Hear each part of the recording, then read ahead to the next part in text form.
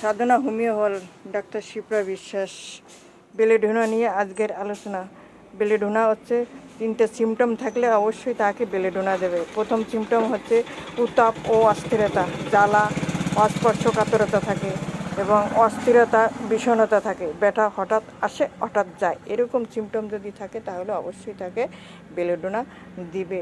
Homeopathy হচ্ছে রোগের চিকিৎসা করে না, রোগের চিকিৎসা করে। এইরকম সিমটম যদি কারো ভিতর থাকে তাহলে অবশ্যই তাকে বেলেডোনা দেবে। 2 ফোঁটা করে দিনে 2 বার, প্রথমে 30, তারপরে 200 বেলেডোনা। যদি ব্যথা বেলেডোনা অবশ্য ব্যথার ওষুধ।